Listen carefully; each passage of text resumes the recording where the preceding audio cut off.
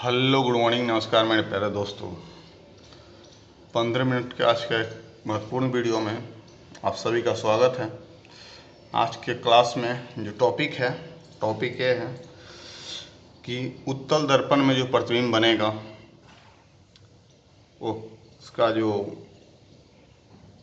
कह सकते हैं कि प्रतिबिंब का जो स्थिति होगा क्या होगा और प्रतिबिंब कैसा बन सकता है उत्तल दर्पण में, उसका कंडीशन क्या क्या हो सकता है।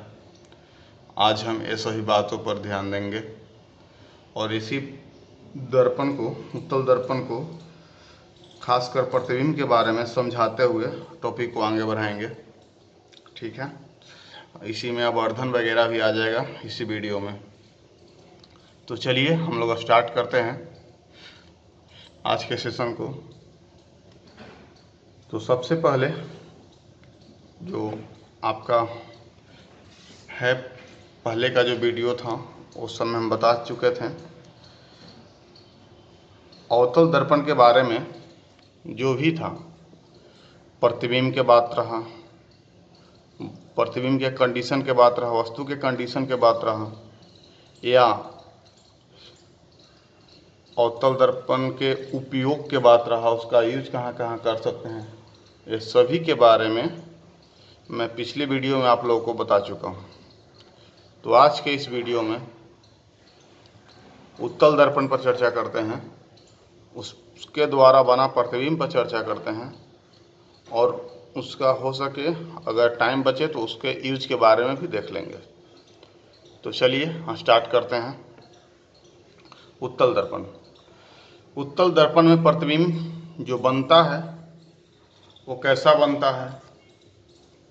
तो सबसे पहले भाई उत्तल दर्पण होता कैसा है ये हम पहले बता चुके हैं, इसमें भी देख लेते हैं। उत्तल दर्पण कहने का मतलब कि जिसका परावर्तक सतह यानी कॉन्वेक्स मिरर कहने का मतलब हुआ कि जिसका परावर्तक सतह उभरा हुआ हो। क्या हो? उभरा हुआ हो यानी उठा हुआ हो। जिसका परावर्तक सतह वैक्स यानी फेंका हुआ हो, उभरा हुआ हो। जिसका परावर्तक सतह उभरा हुआ हो उसको कौन सा दर्पण कहते हैं? उत्तल दर्पण। अब देखिए कि ये दर्पण जो है, इसका कलई जो किया हुआ है, पेंट जो किया हुआ है, वो किस साइड से किया हुआ है? हम बताए थे कि पेंट हमेशा किस साइड से? दाहिना साइड से। तो इसमें दाहिना साइड से पेंट करेंगे। पेंट जो कलई जो होता है, कौन सा इसमें जो मटेरियल होता है उसका नाम क्या है? सिल्वर बोर्डमाइट। तो ये जो कलई किया गया है कौन साइड से? राइट साइड से। जब राइट साइड से कलई है तो बाकी किरण हो गया, वस्तु हो गया, जितना कारनामा करना है वो किस साइड में करेंगे? लेफ्ट साइड में करेंगे। तो अब देखिए कि कलई राइट साइड से किए, तो राइट साइड से करने के बाद इसका परावर्तक सतह किस साइड में चला गया? लेफ्ट साइड में। कौन सा दर्पण हो गया? उत्तल दर्पण। पहले ही बता चुके, अभी भी आप लोग का कन्फ्यूजन दूर कर दिए। तो चलिए, ये उत्तल दर्पण का जो काम है, इसका काम क्या है? इसका काम है जैसे इस पर कोई किरण पड़ेगा उस किरण को फैलाने का काम है। क्या काम है? फैलाने का, यानी अपसारी करने का काम है। क्या काम है? अपसारी करने का। अपसारी इन द सेंस कि डाइवर्जिंग करने का काम है। इस पे जो रे आता है उसको क्या करता है? डाइवर्जिंग कर देता है, यानी डाइवर्स कर देता है। अब देखिए कि ये किरण यहाँ आया, ये ऊपर की ओर चला गया। फिर किरण, हम बताए थे प्रतिबिंब बनने के लिए कम से कम कितना किरण? दो किरण को लाना जरूरी है। फिर यहाँ देखिए एक किरण आया, ये भी डाइवर्ट हो गया। यानी कहने का मतलब कि किरणों को क्या करता है दर्पण? फैलाने का काम करता है। लेकिन भाई जब किरणों को फैला दे रहा है तो फैलने के बाद तो एरिया और ज़्यादा घेर लेता है, एरिया ज़्यादा लेता है। तो इसके द्वारा जो प्रतिबिंब है वो बड़ा बनना चाहिए, माइंड में आ रहा होगा। लेकिन ऐसा नहीं होता है। देखिए, इस दर्पण में बात करें प्रतिबिंब का, तो प्रतिबिंब जो है, एक बात ध्यान रखिएगा कि उत्तल दर्पण द्वारा प्रतिबिंब जो बनता है हमेशा वस्तु से छोटा बनता है। हमेशा क्या बनता है? वस्तु से छोटा बनता है। बात समझे? अब उत्तल दर्पण में प्रतिबिंब जो बन रहा है हमेशा कैसा बन रहा है? वस्तु से छोटा बन रहा है। और उत्तल दर्पण का काम ही है किरणों को फैला देना, किरणों को फैला देना। तो देखिए, वस्तु इतना बड़ा है, प्रतिबिंब इतना छोटा बना है, तो ये तो बात फिक्स हो गया कि उत्तल दर्पण द्वारा बना प्रतिबिंब वस्तु से छोटा होता है। ये उत्तल दर्पण का काम वहीं करेंगे जहाँ पे किरणों को फैलाने की ज़रूरत हो, वहीं पे यूज करेंगे। ये बात फिक्स हो गया। तो चलिए, उत्तल दर्पण के सामने वस्तु अगर कहीं भी रखते हैं, यहाँ रखें, यहाँ रखें, कहीं भी रखेंगे, उत्तल दर्पण के सामने वस्तु कहीं भी रखेंगे तो प्रतिबिंब हमेशा कैसा बनेगा? वस्तु से छोटा बनेगा। फिर दर्पण के पीछे बन रहा है तो काल्पनिक भी बनेगा, काल्पनिक बनेगा, यानी वस्तु से छोटा बनेगा, छोटा, हमेशा छोटा बनेगा, काल्पनिक बनेगा। और कैसा बनेगा? सीधा बनेगा। सीधा कहने के मतलब कि इसका मुंडी ऊपर की तरफ है तो दर्पण के अंदर भी मुंडी किधर रहेगा? ऊपर की तरफ ही रहेगा। बात समझे? तो उत्तल दर्पण के द्वारा बना प्रतिबिंब हमेशा वस्तु से छोटा, काल्पनिक और सीधा बनता है। लेकिन अवतल दर्पण में ऐसा नहीं था। अवतल दर्पण में क्या था? बड़ा भी बन रहा था, छोटा भी बन रहा था और बराबर भी बन रहा था। कौन सा दर्पण में? अवतल दर्पण में। लेकिन उत्तल दर्पण में एक ही है कंडीशन, उस हमेशा ही हमेशा क्या बनेगा? वस्तु की अपेक्षा प्रतिबिंब जो होगा छोटा बनेगा, काल्पनिक बनेगा, सीधा बनेगा। बात समझ में आया? तो काल्पनिक को क्या कहते हैं? आभासी कहते हैं। वर्चुअल जो मिरर बनेगा, वर्चुअल इमेज जो बनेगा उसको क्या कहेंगे?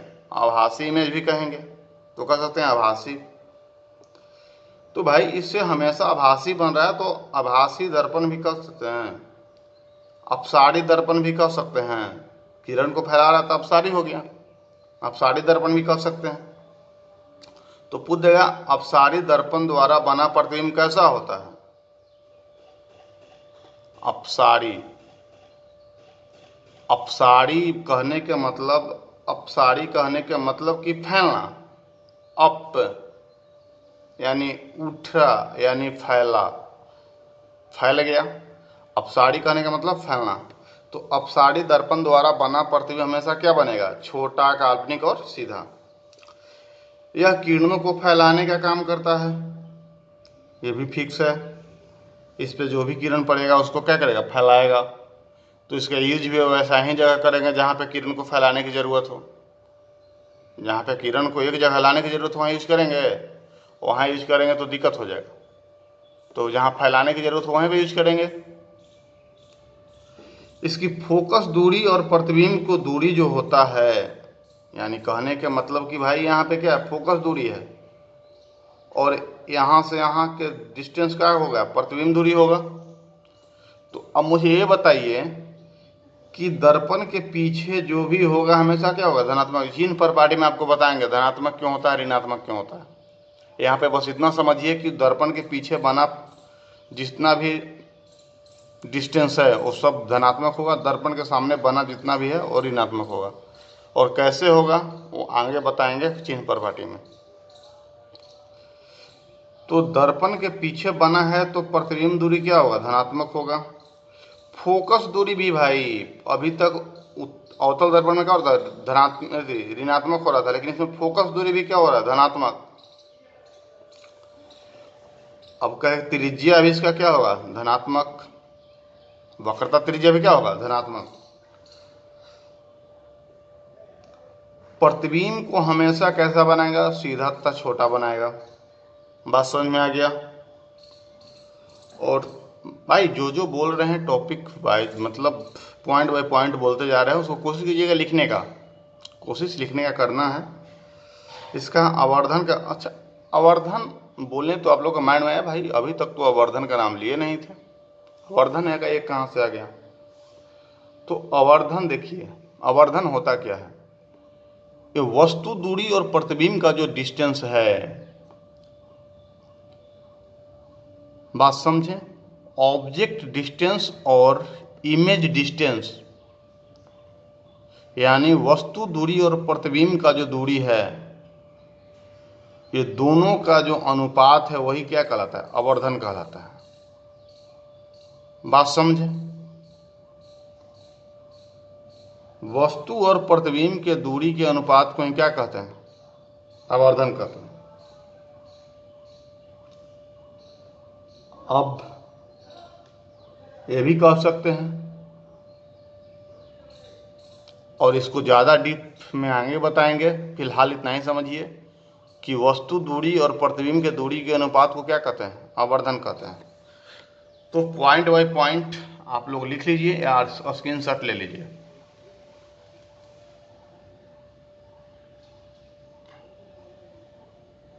स्क्रीनशॉट हो सके तो ले लीजिए।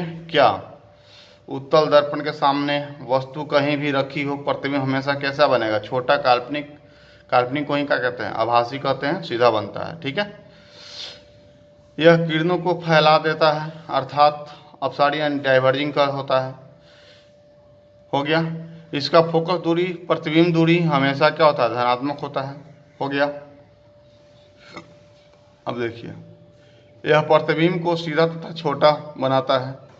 इसका आवर्धन, आवर्धन यानी मैग्निफिकेशन जो होता है हमेशा क्या होता है, 1 से कम होता है। बात समझे। तो चलिए, अब सोच रहे हो कि 1 से कम का है लिखे हैं भाई, तो क्या है, भी से किसको डिनोट करते हैं, भी से डिनोट करते हैं किसको, प्रतिबिंब दूरी को, और यू से वस्तु दूरी को। अब मुझे ये बताइए, जब भी हमेशा, ये जो भी है, भी क्या प्रतिबिंब दूरी, प्रतिबिंब दूरी क्या रहा है, इसका जो फार्मूला है -v/u। तो प्रतिबिंब जो है, प्रतिबिंब हमेशा छोटा बन रहा है। दूसरा, ये इससे कम ही डिस्टेंस पे बन रहा है। तो जब यही कम होगा और भागा ज़्यादा दे देंगे, तो कम में ज़्यादा से भागा देंगे तो हमेशा क्या होगा, 1 से कम होगा। इसीलिए इसका आवर्धन जो होता है हमेशा क्या होता है, 1 से कम होता है, ठीक है। यहाँ पे लिख दिए हैं कि हाइट जो होगा वही वस्तु डिस्टेंस के अनुपात के बराबर होगा। तो इसके बारे में आगे समझाएंगे, ठीक है। चलिए आगे चलते हैं। ऊंचाई, चलिए चिन्ह प्रपाटी में चलते हैं। चिन्ह प्रपाटी क्या है इसको समझने की कोशिश करते हैं। चिन्ह प्रपाटी को देखिए, आप लोग देख रहे होंगे कि ग्राफ बना दिए हैं, ग्राफ नहीं बनाए हैं, इसको कह सकते हैं कि एक्स अक्ष और वाई अक्ष को क्या किए हैं, इंडिकेट किए हैं चिन्ह के साथ। अब इसको क्या कहते हैं, क्या कहते हैं, वाई अक्ष, Y dash, X dash, X अक्ष, यही कहते हैं ना। अब देखिए, इतना जान लीजिए कि ये क्या हो गया, ये पॉइंट जो हो गया क्या हो गया, पोल हो गया। क्या हो गया, पोल हो गया। यानी जो हम लोग यहाँ देख रहे हैं, देखिए तो ये क्या है, पोल है। ध्रुव है किसका, दर्पण का, ध्रुव है किसका, दर्पण का। अब पोल से जैसे ही अगर हम लेफ्ट बढ़ते हैं, तो पोल से लेफ्ट बढ़ेंगे तो दूरी ऋणात्मक, पोल से राइट बढ़ेंगे दूरी धनात्मक, पोल से नीचे आएंगे दूरी ऋणात्मक, पोल से ऊपर जाएंगे दूरी धनात्मक। ये बात जिनको समझ में आ गया होगा उनको चिन्ह प्रॉपर्टी समझ में आ गया। बात समझे भाई? ये क्या है? दर्पण का पोल है, मिरर का क्या है? पोल है। या वो दर्पण उत्तल हो, या वो दर्पण अवतल हो, या वो दर्पण समतल हो, कोई भी दर्पण हो, गोलीय दर्पण हो या समतल दर्पण हो, कोई भी दर्पण हो, पोल से अगर ऊपर जाते हैं तो दूरी धनात्मक, पोल से नीचे आते हैं दूरी ऋणात्मक। सिंपल हम लोग जो ग्राफ पढ़े हैं, एक्स अक्ष, वाई अक्ष, एक्स डैश वाई डैश का जो अक्ष होता है, ये हम पढ़े हैं, उसी को यहाँ पे क्या करना है, उसी का रूल जो है यहाँ पे लगा देना है। 9th में थोड़ा बहुत ग्राफ का झलक देखना है तो उसी का रूल यहाँ क्या करना है, लगा देना है। 9th में जो एडवांस मैथली होंगे उनको मालूम होगा, ग्राफ पढ़ना था। उसी का रूल यहाँ पे लगा देना है। क्या लगाना है कि अगर हम पोल से लेफ्ट की ओर बढ़ते हैं तो दूरी ऋणात्मक, पोल से राइट बढ़ते हैं दूरी धनात्मक। भाई इसको दर्पण मान लेते हैं, सिंपल मानिए इसको दर्पण। तो ये जब दर्पण है तो देखिए, तो इधर की ओर सब दूरियां बताते थे पहले धनात्मक, बताते कि नहीं? इधर की ओर जितना दूर जाएगा ऋणात्मक, दर्पण के पीछे धनात्मक, दर्पण के नीचे ऋणात्मक, दर्पण के ऊपर धनात्मक। बात समझ में आया? अब देखिए यही चिन्ह प्रॉपर्टी है। अब कहिए कि सर ऊपर तो अभी तक बताए नहीं किए थे आप बताए थे दर्पण के सामने या दर्पण के पीछे। तो भाई ये जो प्रतिबिंब, जो बीम रखे हैं, ऑब्जेक्ट जो रखे हैं, इसका जो ऊपर की ओर देखिए तो हाइट की नापेंगे, आगे पीछे है कि हाइट ऊपर की ओर नापेंगे, तो हाइट क्या होगा? आवर्धन जो बताएंगे उसमें बताएंगे प्रतिबिंब डिस्टेंस, वस्तु डिस्टेंस, प्रतिबिंब की ऊंचाई, वस्तु की ऊंचाई, आवर्धन में आगे चल के बताएंगे, उसमें इसका जरूरत पड़ेगा। तो ये देखिए, तो ये ऊपर की ओर जाएगा तो इसका जो हाइट होगा क्या होगा? धनात्मक होगा। लेकिन यही यहाँ देखें तो नीचे की ओर आ गया तो इसका हाइट क्या होगा? ऋणात्मक होगा। लेकिन यहाँ ध्रुव है तो इधर की ओर दोनों है, लेकिन यहाँ से यहाँ तक की दूरी क्या होगा? ऋणात्मक होगा। इसका भी दूरी क्या होगा? ऋणात्मक होगा। लेकिन यही अगर पीछे नीचे की ओर बनता तो इसका दूरी भी धनात्मक होता और इसका ऊंचाई भी धनात्मक होता। समझे? बात समझे? यही चिन्ह प्रॉपर्टी है। या वो कन्वेक्स मिरर हो या वो कॉनकेव मिरर हो, अगर लेफ्ट साइड जाते हैं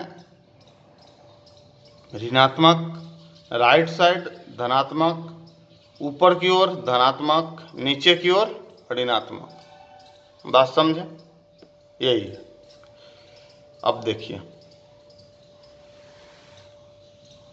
अब इसमें देखिए कि क्या है, कौन सा दर्पण है? कॉनकेव मिरर है। कॉनकेव मिरर में यहाँ क्या है? ऑब्जेक्ट है। ऑब्जेक्ट को वो से डिनोट किए हैं, ऑब्जेक्ट है। ऑब्जेक्ट से लेकर ध्रुव यानी पोल तक का जो डिस्टेंस होता है उसको क्या से सूचित करते हैं? इसको क्या कहते हैं? वस्तु डिस्टेंस। इसको यू से सूचित करते हैं। यहाँ देखिए इसका क्या बना? इमेज। इमेज को आई से डिनोट किए हैं। तो पोल से लेकर इमेज के जो पोजीशन वहाँ तक के डिस्टेंस को किससे डिनोट करते हैं? वी से। बात समझे? एफ, यहाँ देखिए फोकस दूरी, इसको देखिए फोकस पॉइंट। और फोकस पॉइंट जो है पोल से लेके फोकस पॉइंट तक के डिस्टेंस को किससे डिनोट करते हैं? एफ से, यानी फोकस दूरी को एफ से। बात समझे?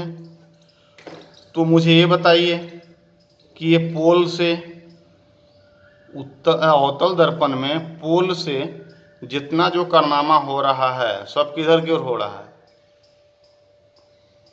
लेफ्ट की ओर। और लेफ्ट की ओर हम अभी बताए हैं कि लेफ्ट की ओर चिन्ह प्रॉपर्टी में क्या होता है? ऋणात्मक। तो सब क्या होगा? ऋणात्मक। लेकिन अगर कहे कि इसका हाइट क्या होगा? इसका हाइट होगा धनात्मक, लेकिन इसका हाइट क्या होगा? इमेज का, इसका हाइट होगा ऋणात्मक। बात समझे? बात समझें? तो चलिए किस में चलते हैं, कॉन्वेक्स मिरर में। कॉन्वेक्स मिरर में भी देख लेते हैं। कॉन्वेक्स मिरर में क्या है? कॉन्वेक्स मिरर में है कि यहाँ पे क्या है, ऑब्जेक्ट रखा हुआ है। क्या है? ऑब्जेक्ट रखा हुआ है।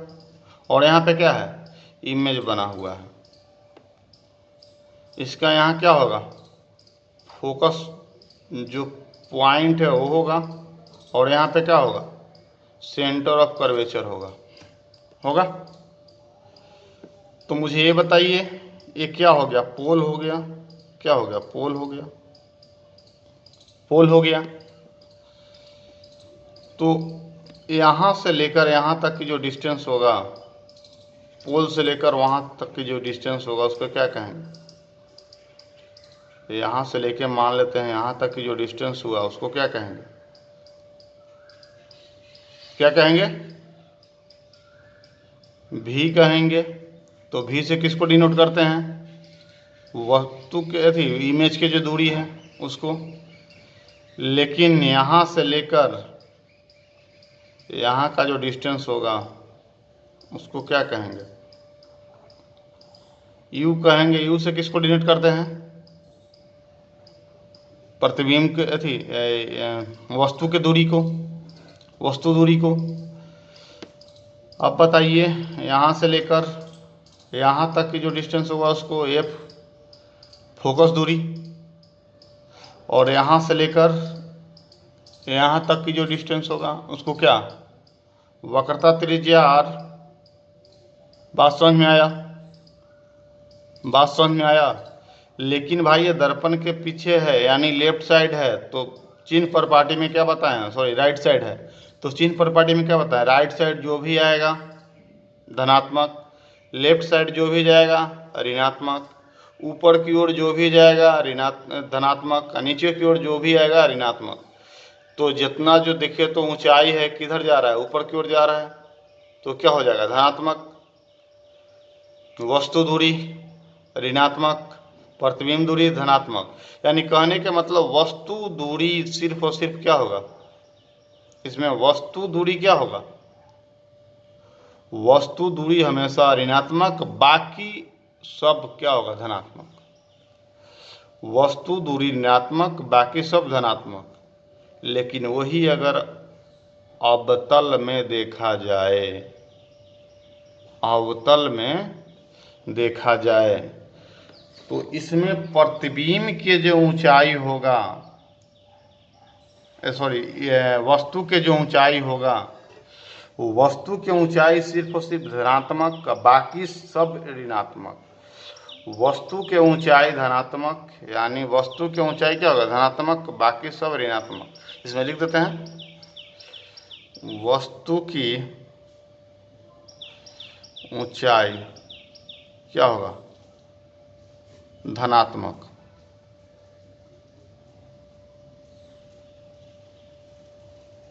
बाकी सब ऋणात्मक, बाकी सभी ऋणात्मक। बात समझे? ये पॉजिटिव और ये नेगेटिव। इसमें क्या होगा, इसमें होगा कि U यानी वस्तु दूरी क्या होगा, ऋणात्मक,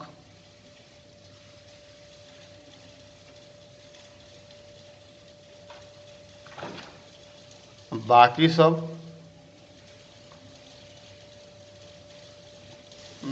सभी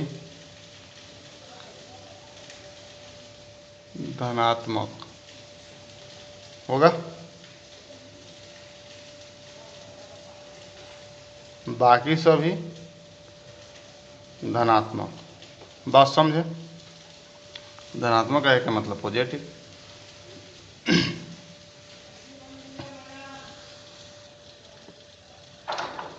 अगला वीडियो में बताएंगे,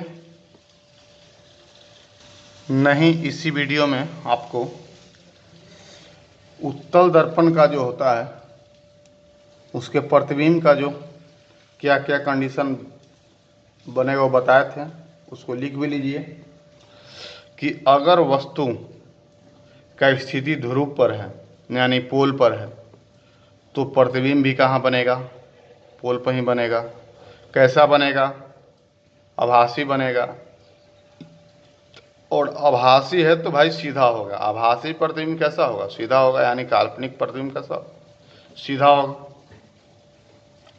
और वस्तु के क्या बनेगा, बराबर बनेगा। कहाँ पे, पोल पे।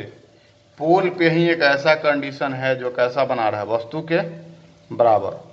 अब देखिए, अब ध्रुव तथा अनंत के बीच, ध्रुव तथा अनंत के बीच अगर रखते हैं, यानी पोल और अनंत के बीच रखते हैं, तो दर्पण के पीछे बनता है, ध्रुव और फोकस के बीच में बनता है। ये हम आपको डायग्राम पार के समझाए भी थे। इसका कहाँ बनेगा, दर्पण के पीछे बनेगा, ध्रुव तथा फोकस के बीच बनेगा। आभासी, सीधा और छोटा, यानी छोटा तो फिक्स है कि बनेगा और हमेशा ही छोटा बनेगा, लेकिन एक ही कंडीशन ऐसा है जहाँ पे बराबर बनने की चांस बनता है। ध्रुव पर प्रतिबिंब रखा गया है तो ध्रुव पर बनेगा, ठीक है। अनंत पर अगर प्रतिबिंब रखा गया है तो फोकस पर बनेगा। आभासी और सीधा तो हमेशा बनेगा, काल्पनिक और सीधा हमेशा बनेगा। काल्पनिक जहाँ बना वहाँ सीधा होना जरूरी है। और ये क्या होगा, वस्तु से बहुत ज़्यादा छोटा होगा। क्या होगा, वस्तु के बहुत ज़्यादा छोटा होगा, ठीक है, बात समझे। तो चलिए इस वीडियो में इतना ही, और आगे का जो वीडियो होगा उसमें प्रूफ करेंगे दर्पण सूत्र और आवर्धन सूत्र कि 1/v + 1/u बराबर 1/f कैसे होता है, क्यों 1/v + 1/u बराबर 1/f ही होता है। और दूसरा जो है आवर्धन सूत्र जो होता है वो हमेशा जो आवर्धन होता है प्रतिबिंब की ऊंचाई बटे वस्तु की ऊंचाई क्यों होता है, और इसी में बताए थे आप लोग को, पहले इसी वीडियो में बताए हैं कि प्रतिबिंब का जो दूरी है वस्तु के दूरी दोनों का अनुपात भी होता है, तो वो क्यों होता है, ये दोनों को डिस्कस करेंगे अगला वीडियो में, ठीक है। तब तक के लिए धन्यवाद, जय हिंद।